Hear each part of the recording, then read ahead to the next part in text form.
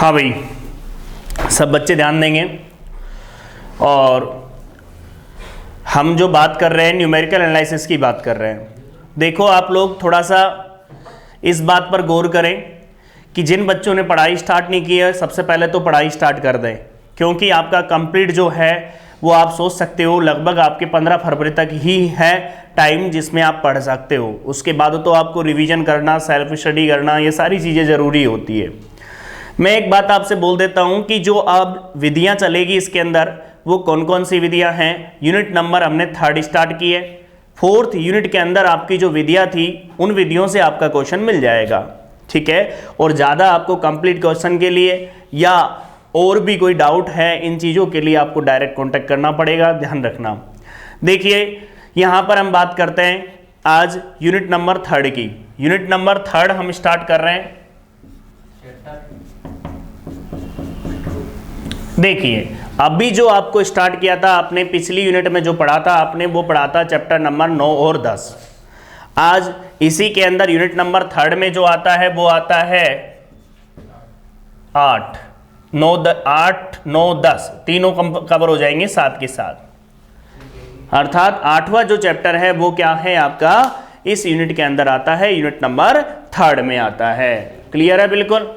देखिए हम सबसे पहले यहां पर जो विधि पढ़ रहे हैं वो क्या पढ़ रहे हैं, वो पढ़ रहे हैं न्यूटन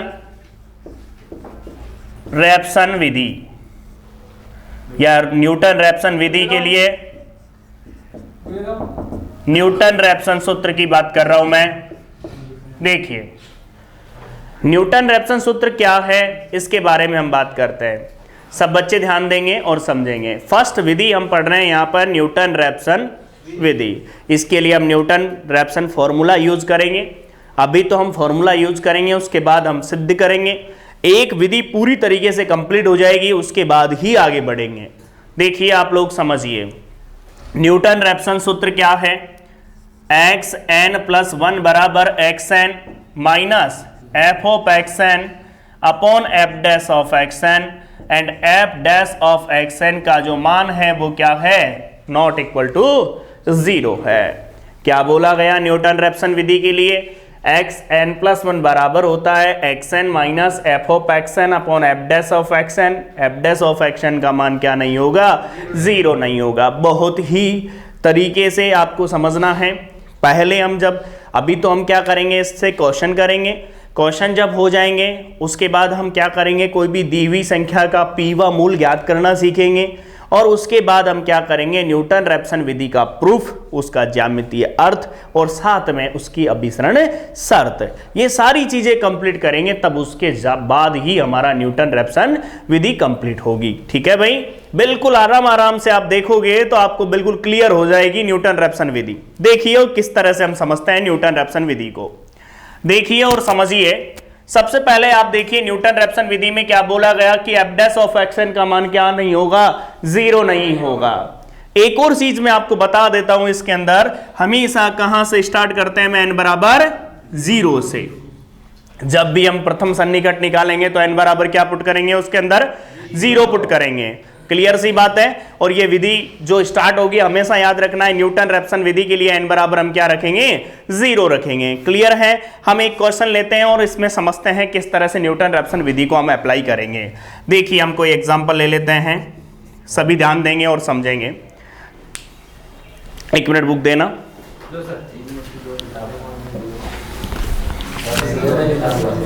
हाँ भाई, बात नहीं करनी, मैंने आपसे बोला विधि आपको बिल्कुल क्लियर होगी, बस आपका ध्यान पूरा बोर्ड पर होना चाहिए। एक छोटा सा क्वेश्चन ले लिया हमने, एग्जांपल नंबर 10। न्यूटन रैप्सन विधि द्वारा समीकरण आपको दे दी f ऑफ x बराबर x³ माइनस के 3x माइनस के 5, ये इक्वेशन आपको दे दी, का वास्तविक मूल्य 4 दशमलव स्थानों तक ज्ञात कीजिए। क्या बोल रहा है ये, न्यूटन रैप्सन विधि द्वारा समीकरण x³ minus 3x minus 5 equal to 0 का वास्तविक मूल्य 4 दशमलव स्थानों तक ज्ञात कीजिए। एक बार क्वेश्चन देख लीजिए, x³ माइनस 3x माइनस 5। ठीक है भाई, अब आप ध्यान से सुनेंगे और समझेंगे। मैं आपसे एक बात कहता हूं, जब आपको फंक्शन दिया हुआ होता है, चाहे कोई सी भी विधि पढ़ो, सबसे पहले ये ज्ञात करना जरूरी होता है कि इसके जो रूट है, इसके जो मूल हैं, किन किन के मध्य होंगे। इसे ज्ञात करने के लिए देखिए क्या करेंगे हम यहां पर। देखिए सबसे पहले हमने यहां पर क्या किया, हमने 0 पुट किया। देखिए 0 पुट करेंगे तो क्या आएगा, नेगेटिव। क्लियर सी बात है। मैंने यहां पर पुट किया 1 माइनस 3 माइनस 5, अब भी क्या आएगा, नेगेटिव ही आ रहा है। कितना आ रहा है, देखिए माइनस के 7। अब मैंने यहां पर पुट कर दिया क्या, 2 पुट किया तो देखिए 8 माइनस 6 माइनस 5, अब भी क्या आ गया, 6 और 5 कितने हुए, 11 में से 8 गए तो। अब f ऑफ 3 की बात करता हूं मैं, 3 का क्यूब माइनस 3 मल्टीप्लाई 3 माइनस 5, तो f ऑफ 3 की जो वैल्यू आएगी वो कितनी आएगी, 27 माइनस के 9 माइनस के 5। क्लियर है। आप सभी का ध्यान होना चाहिए बोर्ड पर। बताइए कितना आ गया f ऑफ 3 का मान, 9 और 5 13, 27 में से 13 गए तो 27।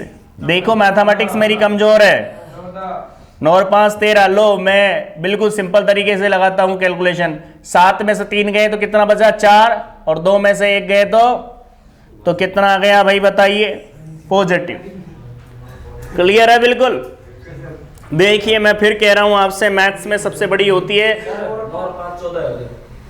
अच्छा कहां पे, तो भाई ये तो कैलकुलेशन तो मैं पहले ही बोल रहा हूं आपको कि ध्यान देना है बोर्ड पर। 9 और 5 कितने हो गए, तो यहां पर क्या आ गया, तो कितने आ गए यहाँ 13। भाई देख लीजिए, मैं आपको पहले भी बोल चुका हूं इस चीज के लिए कि कैलकुलेशन आपको जरूर ध्यान देनी है। हाँ भाई, अब मैं क्या बोलना चाह रहा हूं इस बात पर थोड़ा गौर करेंगे आप लोग। बहुत ही इंटरेस्टिंग बात है, हर क्वेश्चन के लिए आपको सबसे पहले तो यह चेक करना होता है कि रूट किन किन के मध्य होंगे। रूट किन किन के मध्य होंगे किसी भी फंक्शन के, बोर्ड पर ध्यान देंगे सभी बच्चे। सबसे पहले ये देखो, आपकी पहले 2 पर क्या था, नेगेटिव। 2 पर क्या था, नेगेटिव। 3 पर क्या आ गया, पॉजिटिव। हमेशा याद रखना, किसी के भी जो रियल रूट है, वास्तविक जो मूल होंगे वो क्या होंगे, यदि आपकी एक कंडीशन शो हो जाती है। कौन सी कंडीशन, अब देखिए f of 2 dot f of 3 करता हूं तो बताओ लेस देन 0 होगा कि नहीं होगा, मैं आपसे पूछना चाह रहा हूं, बताइए। f ऑफ 2 का मान कितना है, -3। f ऑफ 3 का मान कितना है, 13। कोई दिक्कत है, f ऑफ 2 और f ऑफ 3 को मल्टीप्लाई करूंगा तो क्या आएगा, नेगेटिव ही तो आएगा। और यदि लेस देन 0 होता है तो हमेशा याद रखें कि वास्तविक मूल किन किन के मध्य होंगे, 2 और 3 के मध्य होगा। मतलब इसका जो आंसर होगा वो किन किन के मध्य होगा, 2 और 3 के मध्य होगा। बात समझ में आ रही है मैं क्या बोलना चाह रहा हूं आपको। तो सबसे पहला तो ये किया हमने, क्या किया देखिए और समझिए। सबसे पहले हमने देखा कि फंक्शन f ऑफ x के वास्तविक मूल है 2 तथा 3 के मध्य स्थित होंगे। प्लीज ध्यान देंगे आप लोग। क्या कहा मैंने कि f ऑफ x के वास्तविक मूल 2 और 3 के मध्य स्थित होंगे। सबसे पहला काम हर क्वेश्चन में यही करना है आपको। प्रत्येक बच्चे को ध्यान रखना, सबसे पहले यही काम करना है प्रत्येक क्वेश्चन में कि यह ज्ञात करना कि मूल किन किन के मध्य होंगे। इसके लिए करेंगे क्या, इसके लिए एक बात आपके साथ कॉमन होनी चाहिए। वो क्या होनी चाहिए, सुनिए। पहले वैल्यू रखते जाएंगे, यदि नेगेटिव से पॉजिटिव हो चाहे पॉजिटिव से नेगेटिव हो उससे कोई मतलब नहीं है, लेकिन दोनों का गुणनफल क्या होना चाहिए, लेस देन 0 होना चाहिए। और यदि लेस देन 0 है तो जो रियल रूट होंगे उसके उन दोनों वैल्यूओं के मध्य स्थित होंगे। क्लियर है बिल्कुल। अब एक बात यहां तक आपके दिमाग में क्लियर हो गई हो तो एक काम करें, इसको थोड़ा सा लिख ले, नोट कर ले इसको, फिर आगे क्वेश्चन स्टार्ट करता हूं। बिल्कुल आपको 2 मिनट दी जाएगी, ध्यान रखना 1 मिनट भी एक्स्ट्रा नहीं दी जाएगी। आप लिखो तो बढ़िया, नहीं लिखो तो बढ़िया, क्योंकि आप क्या करते हो, बातें करते हो।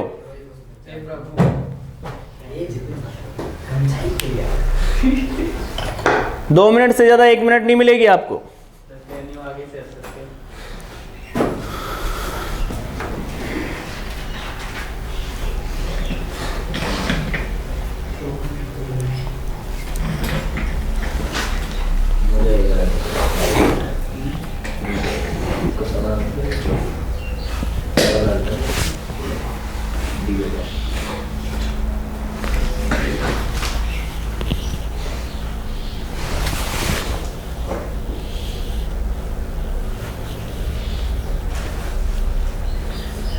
नोट कर लें बस आराम से, और इस बात पर भी ध्यान देंगे आप लोग। ये तो मैंने अलग अलग निकाल के देखा, आपको रफ कॉपी होती है, रफ कॉपी पीछे जो आप एग्ज़ाम देते हो उस टाइम जो पीछे का पेज होता है उस पर पहले कैलकुलेशन कर लें भाई किस किस के मध्य होगा, उन दोनों वैल्यू को ही लो यहाँ पर, क्योंकि ऐसे तो बहुत बेकार हो जाएगा फिर क्वेश्चन।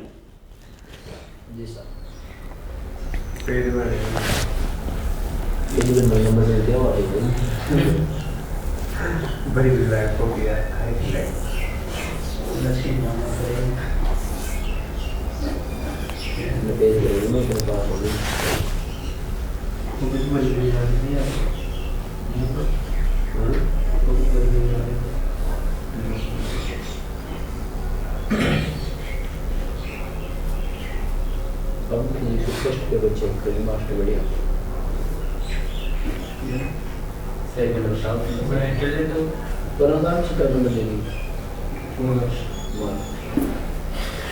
हाँ भाई,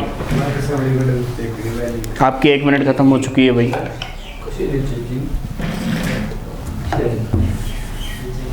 यहाँ मैं लिख देता हूँ डायरेक्टली। अब फॉर्मूले को ले लूँगा मैं, पहले यहाँ से स्टार्ट कर देता हूँ क्वेश्चन को। हाँ भाई, एग्जाम्पल नंबर हम 10 की बात कर रहे थे और आपके पास एफ ऑफ एक्स था एक्स क्यूब माइनस के 3x माइनस के 5 तथा आपको ये बता दिया था कि F of 2 dot F of 3 की वैल्यू लेस देन 0 है। तो एफ ऑफ एक्स के वास्तविक मोल 2 तथा 3 के मध्य स्थित है।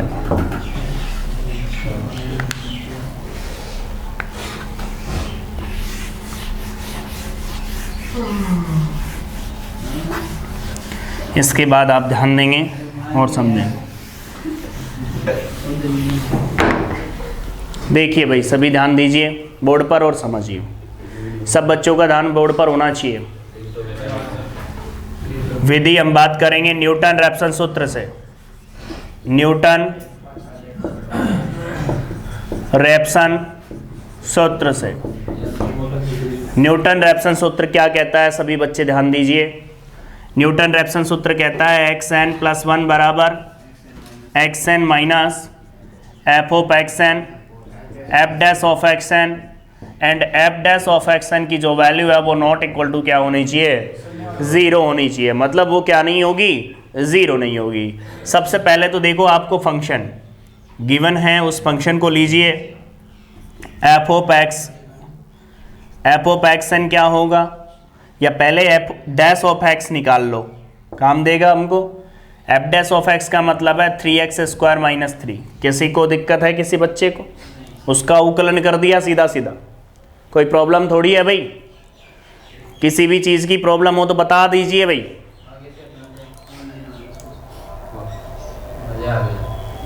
देख लीजिए। अब मैं बात करूं यहाँ पर फॉर्मूले में, तो x n plus 1 equal to x n minus f of x n क्या होगा, एक्स एन का cube minus 3xn minus 5 upon f dash of x n का मतलब 3xn का स्क्वायर माइनस 3। देख सकते हो आप इस बात को।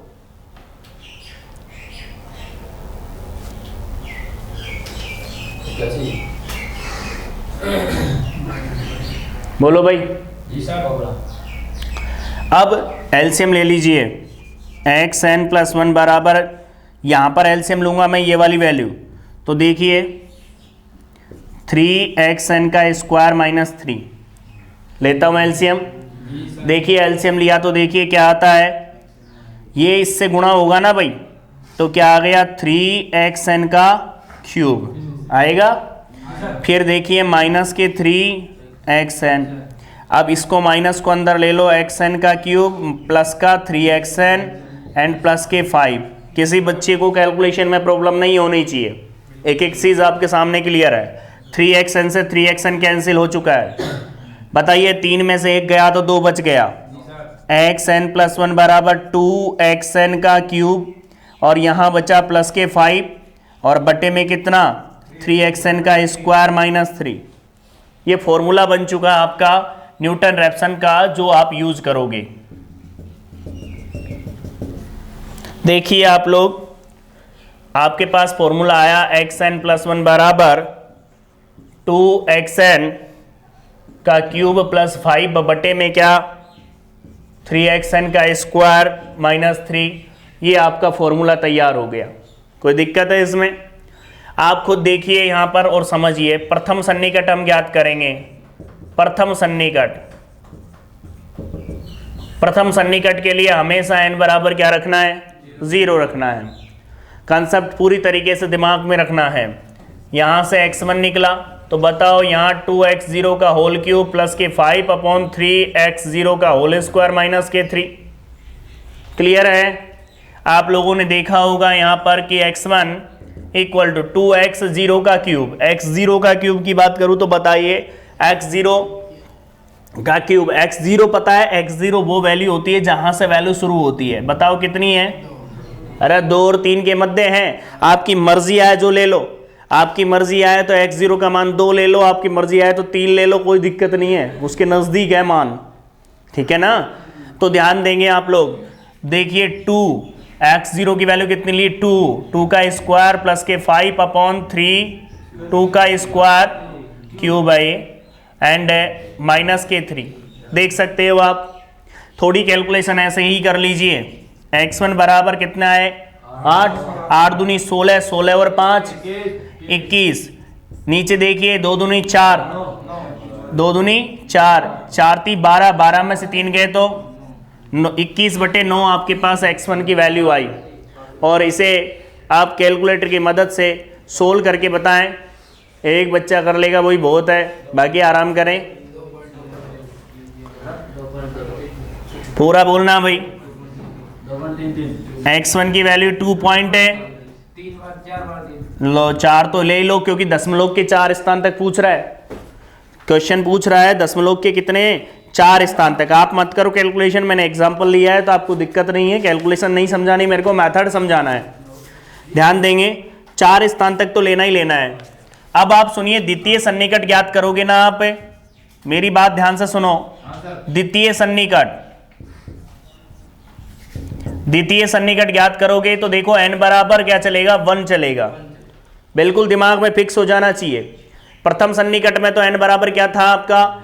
0 था। द्वितीय सन्निकट में n बराबर क्या होगा? 1 होगा। 1 मिनट यहां पर ध्यान देंगे तो फॉर्मूला क्या बना? x2 बराबर, इसमें चेंज होगा ओनली 2x1 का होल क्यूब प्लस 5/3x1 का स्क्वायर माइनस के 3। देख सकते हो आप लोग। आप लोगों ने देखा x2 इक्वल टू 2, x1 का क्यूब आया 2.333, 33 का होल क्यूब, फिर प्लस 5 और बटे में क्या आ गया? 3, 2.33 का होल स्क्वायर माइनस 5। देख सकते हो आप, -3। इसको जब सोल्व किया गया तो इसकी जो वैल्यू आई वो मैं लिख रहा हूं यहां पर। जिनके पास कैलकुलेटर है वो देख लें, एक बार चेक कर लें किसकी वैल्यू की बात कर रहा हूं मैं, वो सुन लीजिए। मैं बात कर रहा हूं x2 की। x2 का जो मान आ रहा है 2.2805। जिन जिन के पास कैलकुलेटर है एक बार देख लें कि कैलकुलेशन आ रही कि नहीं आ रही।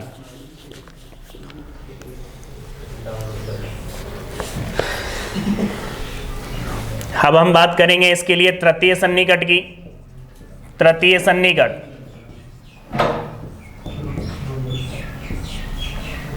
तृतीय सन्निकट की बात करते हैं। तृतीय सन्निकट के लिए x3 निकलेगा ना, बस फॉर्मूले में डायरेक्ट चेंज होगा। फॉर्मूले में क्या होगा यहाँ पर?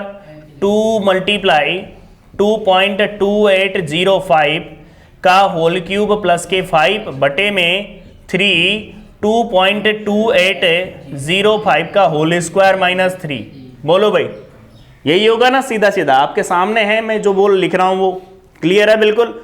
अब एक बात बता दीजिए, आप लोग थोड़ा समझने की कोशिश करना। x3 की जो वैल्यू आई है वो आपके पास कितनी आ गई? 2.2790। जब आप चतुर्थ सन्निकट निकालते हो, चतुर्थ सन्निकट चेक कर लीजिए भाई वैल्यू, चतुर्थ सन्निकट निकालोगे तो x4 बराबर क्या आएगा? 2 मल्टीप्लाई 2.2790 का होल क्यूब प्लस 5 पे अपॉन 3 मल्टीप्लाई 2.2790 का होल स्क्वायर माइनस 3। देख सकते हो आप खुद देखिए x4 की वैल्यू क्या निकल के आ गई। x4 की वैल्यू भी यही निकल के आती है 2.2790। एक बार चेक कर ले ये आ रही कि नहीं आ रही वैल्यू, बताइए। दशमलव के 4 स्थान तो रिपीट हो गया है आपका। पहले वाला भी 2.2790 था, अगला वाला भी 2.2790 है। देखो इस विधि में न्यूटन रैप्सन में एक सबसे बड़ी कंडीशन क्या है? पुनरावृत्ति। नाम से ही स्पष्ट हो रहा है कि जब तक पुनरावृत्ति नहीं होगी तब तक रुकना नहीं है आपको, जब पुनरावृत्ति हो जाएगी तब रुकना है। अब कई बार तो क्वेश्चन कह देता है कि भाई 5 सन्निकट तक ज्ञात कीजिए, मतलब दशमलव के 5 स्थान तक ज्ञात कीजिए, 2 तक ज्ञात कीजिए, 3 तक ज्ञात कीजिए। मान लो क्वेश्चन में नहीं कहा कि कितने दशमलव तक ज्ञात कीजिए, तो वो डिपेंड करता है कम से कम 3 या 4 तो मिलने ही चाहिए, 4 तो मिलने चाहिए कम से कम। ठीक है, ठीक है। तो एक बात विशेष रूप से ध्यान रखें, विधि का नाम ही पुनरावृत्ति है, तो आपको रुकना कहां है? जहां पर पुनरावृत्ति हो जाए। एक बार सभी देख लीजिए वापस। सबसे पहले क्वेश्चन को समझने के लिए मैं आपसे एक बात कह देता हूं, ध्यान से सुन लो। बार बार एक बात कह देता हूं कि सबसे अच्छा काम ही पढ़ाई करना है। देखिए आप पहले हर काम में आपको अलग देखा जाए ना, जब आप अभी कहते हैं हम पढ़ाई कर रहे हैं, बड़ा दिक्कत का काम है, ऐसा नहीं है। पढ़ना ही सबसे सुखद काम है, क्योंकि आप एक बेंच पे, मतलब स्टूल पे आप जैसे टेबल कुर्सी ये वगैरह है तो आप बैठ करके पढ़ रहे हो, एक अलग ही चीज है। घर पे भी आप किताब लेके बैठ जाए तो पापा कहेंगे छोरा पढ़ रहा है, डिस्टर्ब नहीं करेंगे। कहा जाता है नहीं कहा जाता? उसको डिस्टर्ब नहीं करते, चाहे वो देख करके मोबाइल ही देख रहा हो, उसके मोबाइल ही चला रहा हो वो किताब के अंदर वो। चाहे कुछ बच्चे ऐसे होते हैं जो पापा की नजर में तो किताब रख लेंगे और क्रिकेट ही देख रहे हैं चाहे, लेकिन देखेंगे। ठीक है, मैं यूं नहीं कहता, अच्छी बात है, ठीक है, लेकिन एक लिमिट हर चीज की होनी चाहिए।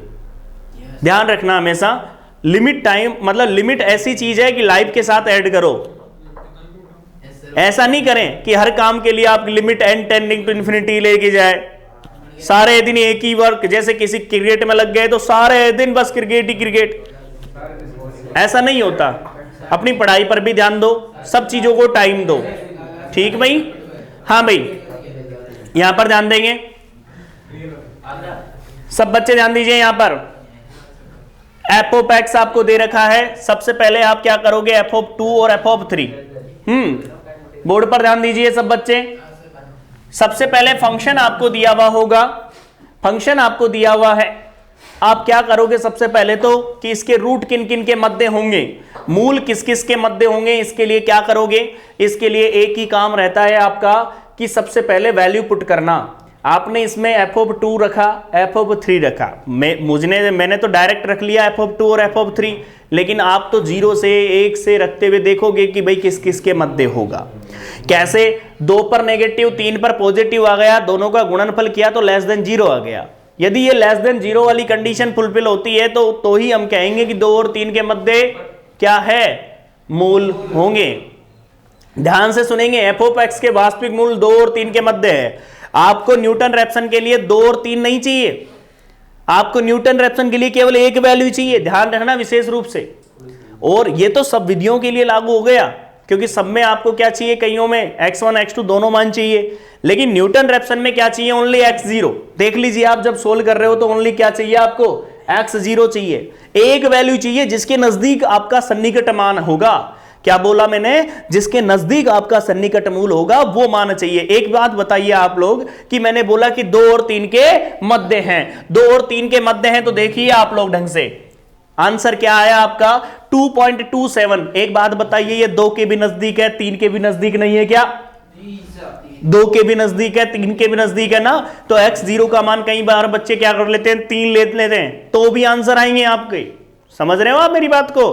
तो आप क्या ले सकते हो, इसमें से कोई सा भी ले सकते हो, लेकिन जनरली क्या करते हैं हम, शुरुआत जहां से हो रही है मतलब 2 से बड़ा और 3 से छोटा, तो x0 का मान क्या ले लिया हमने, 2 ले लिया। हाँ भाई ध्यान देंगे, x0 की वैल्यू हमने 2 हमारी फाइंड आउट हो गई है। अब आप देखिए Newton Raphson formula. Newton Raphson formula क्या कहता है, सुनिए ध्यान से। न्यूटन रैप्सन फॉर्मूला कहता है xn + 1 = xn - f of xn upon f dash xn। Clear है? हमने बोला कि f dash of xn क्या होगा, 3x² - के 3 होगा, and xn + 1 = xn f of xn आपके पास है, f dash of xn आपने निकाल लिया। कोई दिक्कत है किसी बच्चे को? इसे सोल्व किया हमने, तो देखिए आप एलसीएम वगैरह लेकर के हमने सोल्व कर लिया। क्लियर? अब यहां पर ध्यान देंगे, यदि हमारे पास ये फॉर्मूला तैयार हो गया, सब क्वेश्चनों में हमको यहां तक चलना ही चलना है। जब हमारे पास ये तैयार हो गया तो हम सन्निकट ज्ञात करेंगे। प्रथम सन्निकट की बात करेंगे तो n बराबर क्या पुट करेंगे, 0 पुट करेंगे। n बराबर 0 पुट करेंगे तो ये समीकरण आपकी बनेगी, क्योंकि x0 बन जाएगा। आपको पता है x0 की वैल्यू कितनी ली है, 2 ली है। आपने प्रथम सन्निकट ज्ञात किया तो 21/9 अर्थात 2.333। अब कुछ नहीं बदलेगा, केवल बार बार यही वैल्यू रखते जाएंगे जो आती जाएगी। देखिए x2 निकाला तो x1 आ गया, x3 निकालेंगे तो x2 आ जाएगा। तब तक चलेंगे जब तक रिपीट ना हो जाए। तो आप नोट कर लीजिए पहले, फिर आगे बढ़ते हैं।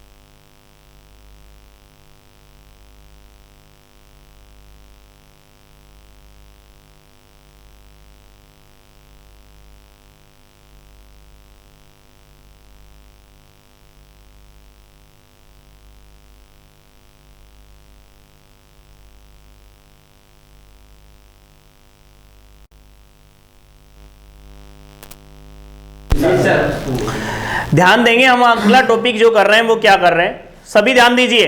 कोई संख्या दी हुई है और उसका क्या ज्ञात करना है हमको, पीवा मूल कैसे ज्ञात करते हैं। पीवा मूल का मतलब होता है कि पी की जगह कुछ भी दे दे, जैसे 1 दे दे मतलब 2 दे दे तो क्या हो जाएगा 1/2, अर्थात वर्गमूल कैसे ज्ञात करेंगे।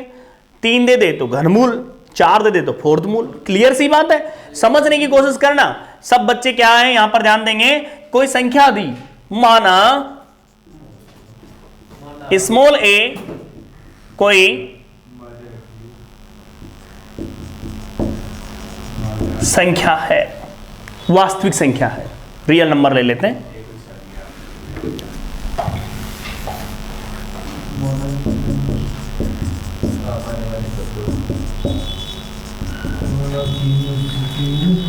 सभी ध्यान देंगे, बोर्ड पर ध्यान देंगे भाई बच्चों, यहां पर ध्यान दे लीजिए कि क्या बोल रहा है ये। माना कि स्मॉल a कोई क्या है, वास्तविक संख्या है। ठीक है भाई, मैं आपसे एक बात कहना चाहता हूं, ध्यान देंगे आप लोग। इसका पीवा मूल तो देखिए, इसका पीवा मूल x है, मुझे नहीं पता क्या है, मान लिया मैंने कि उसका पीवा मूल क्या होगा, x होगा। समझ रहे हो मेरी बात को, ध्यान देंगे, बहुत इंटरेस्टिंग टॉपिक है। x बराबर क्या है, a की पावर 1/p, यही तो है। कोई संख्या होगी उसका पीवा मूल ज्ञात करूंगा तो क्या लिखूंगा मैं, 1/p तो लिखूंगा। यहां पर ध्यान देंगे सभी बच्चे, देखिए मैंने इसको क्या कर दिया, दोनों साइड p पावर ले ली, तो x की पावर p बराबर a। आपके पास जो फंक्शन आ गया वो क्या आ गया, फंक्शन आ गया आपके पास x की पावर p माइनस a। देख सकते हो आपको फंक्शन डिफाइन हो गया। सबसे पहले तो हम क्या निकाल रहे हैं, हम एक फॉर्मूला ड्रॉ कर रहे हैं, किसका, किसी दी हुई संख्या का पीवा मूल किस तरह से हम ज्ञात करेंगे, इसके लिए फॉर्मूला व्युत्पन्न कर रहे हैं। देखिए यहां पर, और ध्यान दीजिए, आपने इसका उकलन किया तो डिफरेंशियल किया आपने इसका, तो f dash of x equal to इसका किया तो पी एक्स की पावर p माइनस 1, क्योंकि आपको अच्छे से पता है a का तो 0 हो गया, कोई दिक्कत थोड़ी है। एक बात बताइए अब न्यूटन रैप्सन सूत्र से, तो देखिए न्यूटन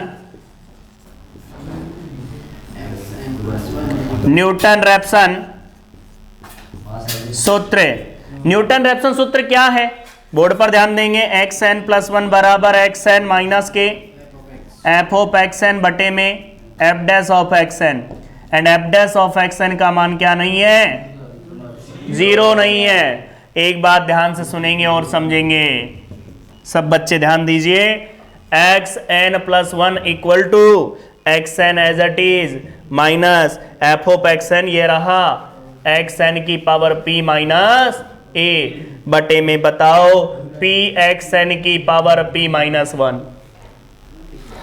सब बच्चों का ध्यान बोर्ड पर, f ऑफ xn तो आपके पास वो रहा, f डैश ऑफ xn ये रहा।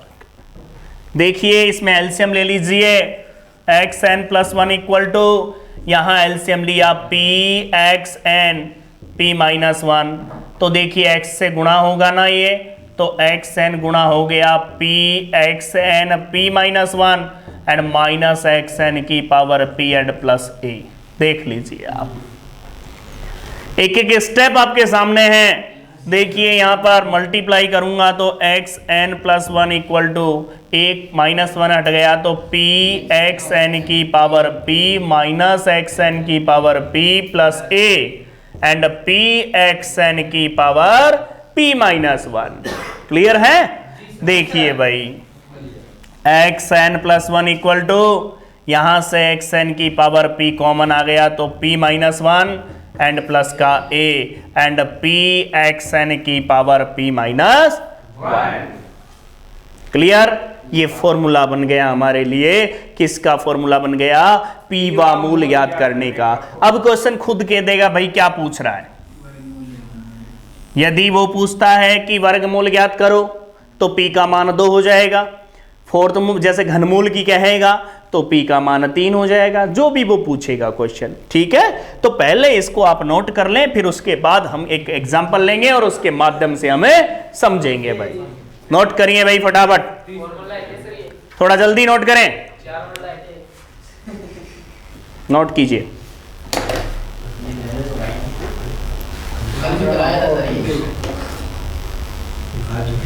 बहुत ही अच्छा कंसेप्ट है, इसलिए आप ढंग से आप तरीके से नोट कर लीजिए भाई। हाँ, एक मिनट यहां पर ध्यान देखेंगे, एक मिनट सुनिए।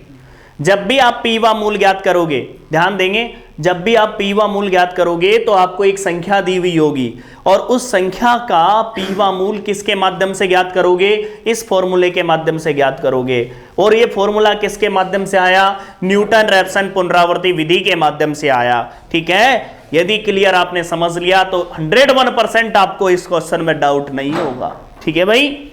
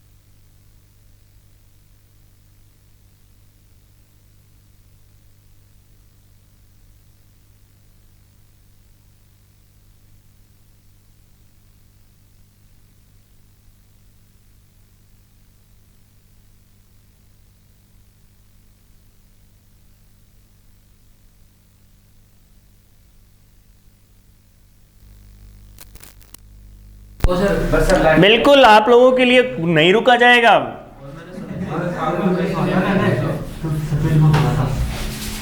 किसके लिए रुका जाएगा?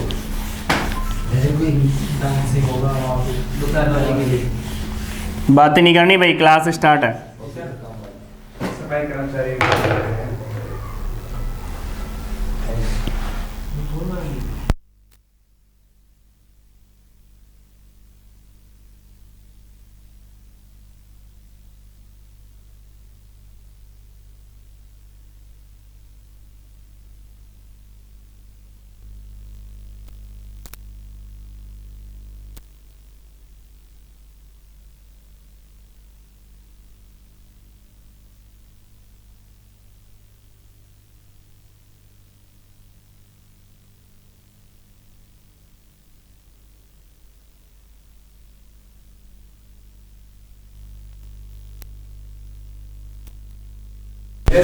हाँ भाई, एक एग्जांपल ले लेते हैं अपन।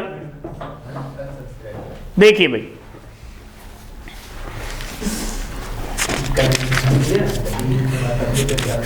आपसे कहा गया एक्सरसाइज का एक क्वेश्चन लेता हूं मैं।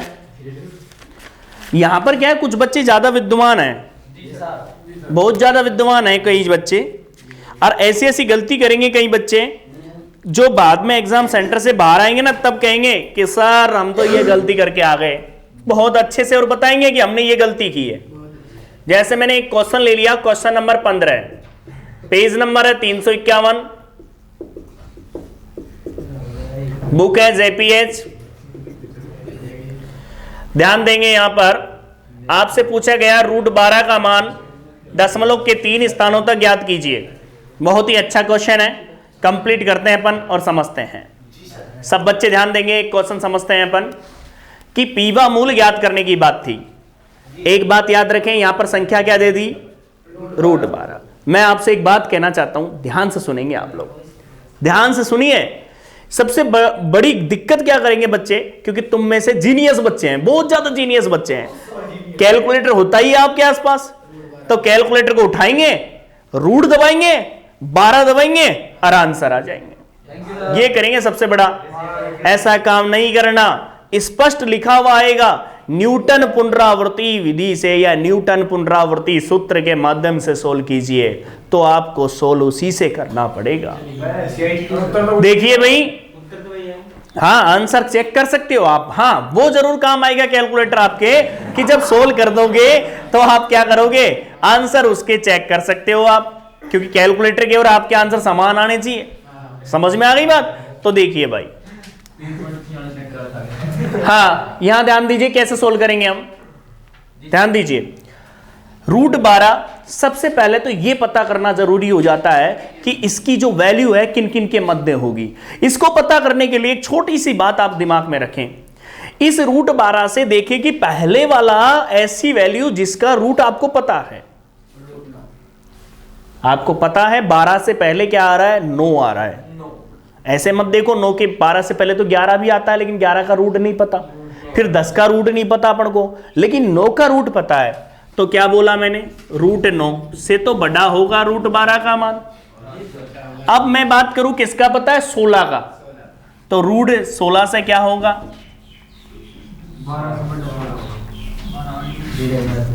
बोलो होगा कि नहीं होगा। इसका मतलब ये 3 से तो बड़ा है इसका मान, इन दोनों के बीच में आएगा। क्योंकि सबसे पहले तो ये पता करना जरूरी हो जाता है कि इसका मान किन किन के मध्य आएगा, क्योंकि x0 की वैल्यू चाहिए ना न्यूटन रैप्सन विधि के लिए। अब x0 का मान कहां से आएगा, यहां से आ जाएगा। क्लियर है बिल्कुल, किसी बच्चे को डाउट नहीं होना चाहिए x0 की वैल्यू ज्ञात करने के लिए। हाँ भाई, बोर्ड पर ध्यान देंगे, x0 की वैल्यू ज्ञात करने के लिए सोचोगे आप, दिमाग थोड़ा घुमाओगे, बैक में चलोगे। बैक में चलने के लिए क्या करोगे, रूट 12 से पहले चलो ऐसी संख्या जिसका रूट आपको पता है। आप गए 11 पर, उसका नहीं पता, फिर आप आए 10 पर, नहीं पता, लेकिन किसका पता है, 9 का, 9 ले लिया। अब रूट 12 से आगे बढ़े हम, तो बताओ किसका पता है, 16 का, तो 16 ले लिया। क्लियर है बिल्कुल, ध्यान देंगे आप लोग यहां पर, तो क्या होगा, 3 से तो बड़ा और 4 से छोटा। अब सुनिए यहां पर यह बात क्लियर हो गई, मेरे पास x0 का मान कितना आ गया, 3। बताओ पहली चीज तो क्लियर हो गई ना। अब पीवा मूल, किसी दी हुई संख्या का पीवा मूल ज्ञात करने का फॉर्मूला सामने लिखा हुआ है आपके, उसका यूज कर लें हम। तो देखिए भाई, पीवा मूल ज्ञात करने का फॉर्मूला, अब कारण क्या है, सुनो भाई, कारण क्या है, पहले तो अब इसमें वर्गमूल के लिए सोल्व करेंगे ना फॉर्मूले को, तो उसको उठा लेते हैं फॉर्मूले को डायरेक्ट ही। देखिए इसको समीकरण डाल दिया मैंने, कुछ भी तुमने डाला नहीं तो मैंने डाल दिया, कैपिटल ए डाल दिया, आप अपनी मर्जी से डाल लेना। बताइए p बराबर क्या रखूंगा, 2। भाई वर्गमूल पूछ रहा है तो p बराबर क्या रखूंगा, 2। यहां पर ध्यान देंगे फॉर्मूले में xn + 1 = xn का स्क्वायर। बताओ p की जगह क्या रखूंगा, 2 - 1, 1 प्लस का a, नीचे देखिए 2p - 1 अर्थात, बताइए किसी बच्चे को कोई आपत्ति हो तो, 2 क्यों रखा। सुनिए ध्यान से, क्वेश्चन ये कह रहा है आपसे कि पीवा मूल, अब पीवा मूल की बात कर रहा था आपसे, यहां पर सवाल क्या कह रहा है, 1/2 ज्ञात करना है। तो पढ़ू तो क्या है, 2 व मूल, अर्थात 1/2। 1/2 का मतलब p की जगह क्या आएगा, 2। यदि क्यूब पूछेगा वो मतलब घनमूल पूछेगा तो 1/3 आएगा, तो पी का मान क्या आएगा 3। 1/4 पूछेगा तो पी का मान क्या आएगा 4। कतई टेंशन नहीं लेनी, देख लीजिए आप। अरे टेंशन है ही नहीं, यदि आप मेरे से जुड़े रहोगे तो कहीं कोई टेंशन नहीं है। बस मेन है आपकी मेहनत का। टीचर की मेहनत तभी कारगर होती है जब स्टूडेंट भी साथ साथ वर्ग करता है, क्योंकि जब वो नहीं क्वेश्चन नहीं निकालेगा, एक बात याद रखना, कभी भी सिलेबस अच्छी तरीके से तभी हो पाता है जब स्टूडेंट और टीचर दोनों ही एक्टिव रहे। ऐसा नहीं कि टीचर पढ़ा रहा है, स्टूडेंट बिल्कुल ही रेस्ट, कोई मतलब नहीं है, बस क्वेश्चन लिख के जा रहा है। ये सारी चीजें आपको दिमाग में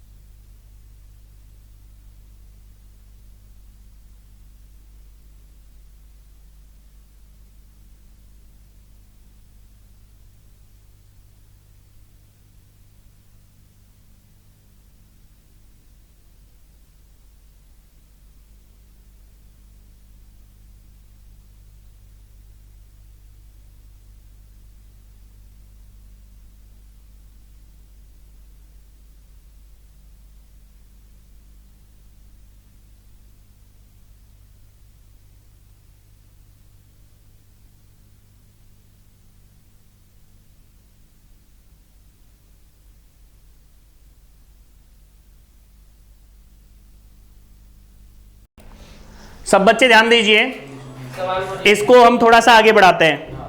देखिए यहां पर ध्यान दीजिए, सबसे पहले हाँ बोर्ड पर ध्यान दीजिए, n बराबर क्या पुट किया 0, प्रथम सन्निकट। देखो जिन लोगों ने ट्राई किया है वो बोर्ड पर ध्यान दें, क्या होगा x1 बराबर x0 का square plus a upon 2x0।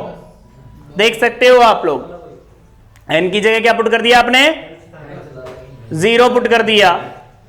देखिए भाई x1 बराबर x0 का मान कितना है 3 का स्क्वायर प्लस a का मान कितना है 12 अपॉन 2 3। देखिए पहले a का मान वो होता है जो वैल्यू उन्होंने पूछी है, बताओ किसकी वैल्यू पूछी है 12 की।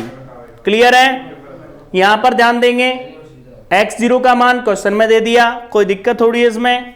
इसकी कैलकुलेशन बताइए क्या आई है, x1 की तो 3.5, x1 की